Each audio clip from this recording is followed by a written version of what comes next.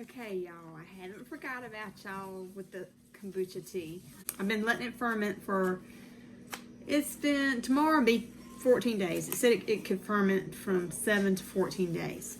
So I figured I'd get on here and do a quick little test of how it's going. I've been testing it every so many days to see how it's been tasting, and I'm leaning towards the sweeter side. So they said the higher the number is, the sweeter it would be. The lower the number is, the less sweet it would be. So here's the color chart that they gave me. Let me see if I can show you.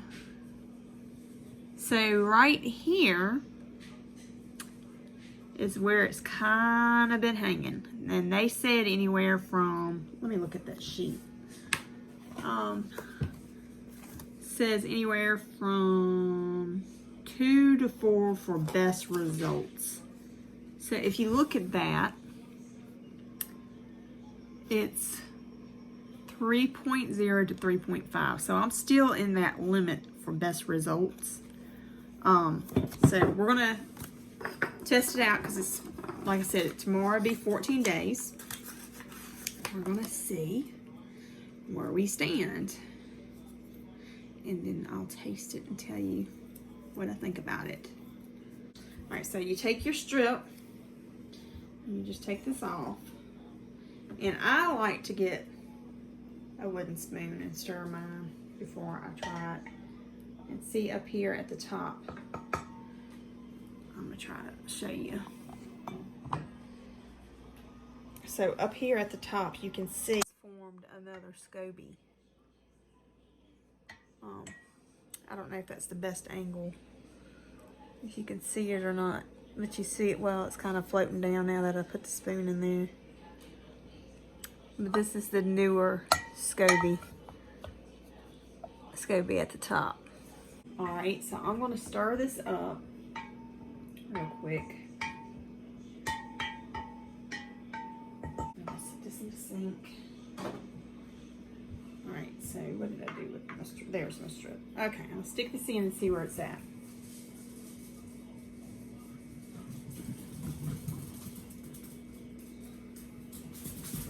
Okay, so this is the color. This is the original color of the strip. This is the color that the strip is now. So we're gonna match it up, and it still looks like it's hanging right in that color frame right here. A 3.0 is what it looks like. So it hasn't changed much since I've been testing it throughout the week. So I'm just going to take this little cup and dip it in there and get me some out. Okay, and then we're going to try it out.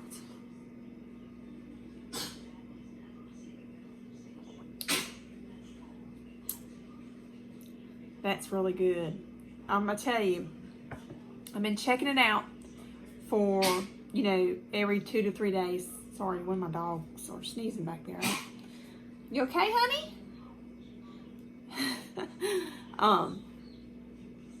When I first started testing it out, it wasn't really that sweet. It was really kind of more bland than anything. And over the days that it's been building up, it has more of like it had kind of like a vinegary taste to it.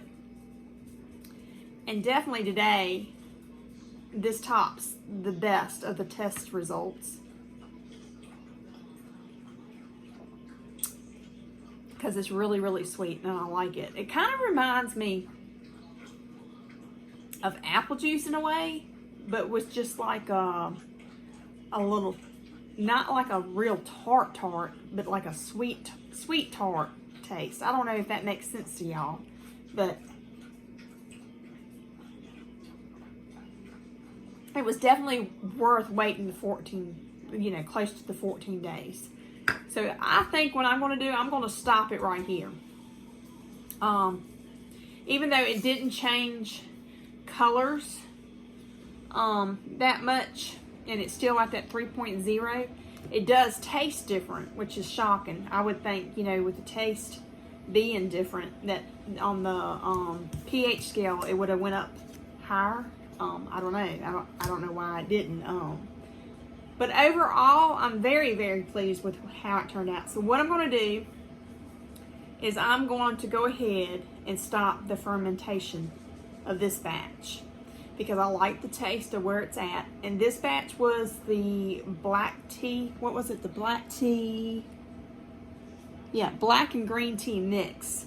So no fruit, just basically the black and green tea mix. And it was really good. So what I'm going to do is I'm going to save this. And when you save your fermented kombucha tea, what you want to do is you want to save the scobies. And you want to save like probably about a cup of the tea itself to keep the scobies in until you make your new batch. I bought these bottles right here. I thought they were really cute. They say not to fill them up all the way to give, you know, the gases and stuff a little room to expand so it won't blow up anything. That's the best way I can explain it. And basically this kind of just caps off. It gives it a tight seal. So I'm going to put mine in these little bottles. These are 32-ounce bottles.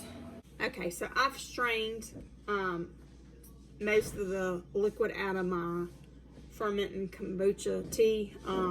I use this little funnel, and then I put it on top of that and just kind of drained it off there. But it's getting to the point where the scobies trying to, you know, drain into my bottles. So far, this is what I've gotten. I've gotten 2 and not quite a half of one yet. So what I want to do is I got this other jar. It's a pickle jar. You know, you wash these pickle jars and they still smell like pickles. So, oh no, I might have some pickle tea tasting next time, but we're going to take a chance here. I'm going to get a stainless steel strainer. I think that one might be a little too big. Well, no, I'll probably want to do that one because I'm going to pour the rest of this in here where I can catch the SCOBY. So, let's see if I can pour it in here without sloshing it around.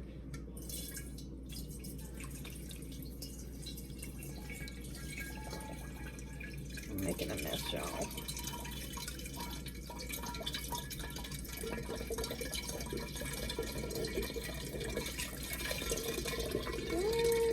I already could have done better.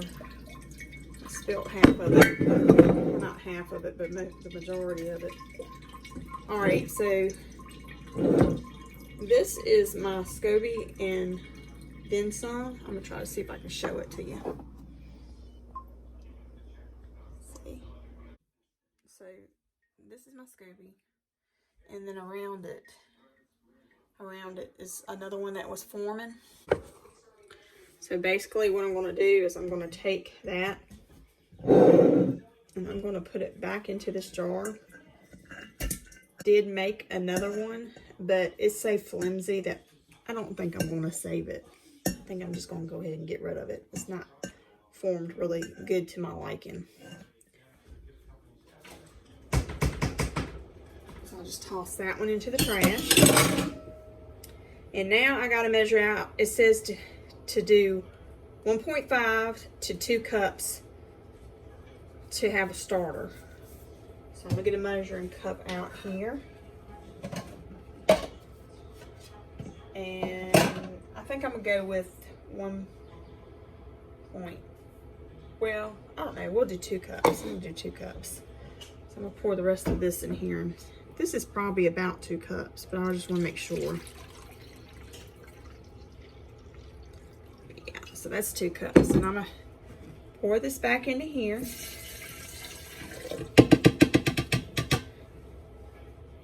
And I'm going to put my top on here. Well, I want something, it probably needs something to breathe.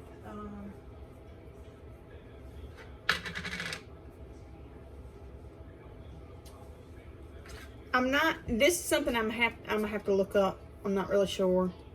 It probably needs like a seal type top to go on it to put aside until you're ready to make your next kombucha tea. I'm not going to make mine tonight, so I need to figure out whether I'll just put this back on there. I wouldn't think you would put this back on there because that's allowing air to it to ferment it even more. So I think in the directions it was telling you that you want it kind of like a seal like this, so I'm going to have to figure out what I'm going to do with that.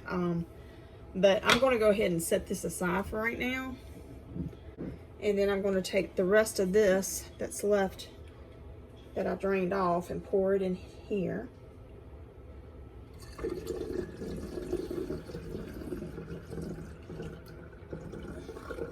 So basically these are 32-ounce jars that I'm pouring it into. Let's see if I can show you the size of them. And you want to leave some headway, because what we're going to do is we're going to lock these seals in place and clamp them down. And it says to leave them out for 1 to 4 days. And what will happen is it will do like a soda. It will carbonate and have like bubbles. So that's why you want to leave all the space, because you want that to kind of have room to not put a lot of pressure into the bottle. You let them set for 1 to 4 days out of sunlight, and after the 1 to 4 days you can put them in the refrigerator, and that will stop the fermentation of the kombucha tea, and it will be ready to drink. You probably could drink it like this now if you wanted to, but I want to see what the bubble effect is. So that's the other step I want to see, you know, like will it be like drinking a carbonated drink. From the taste test that I did earlier, I don't really feel that fizz or carbonation like I would when I buy one from the store. So we'll find out what will happen. I hope that y'all enjoyed this video. Like it, subscribe, and share. Hit the notification button if y'all want to see more videos from this channel. And I'm going to put these away for right now, and we'll be talking to y'all soon. Y'all have a great day until next time.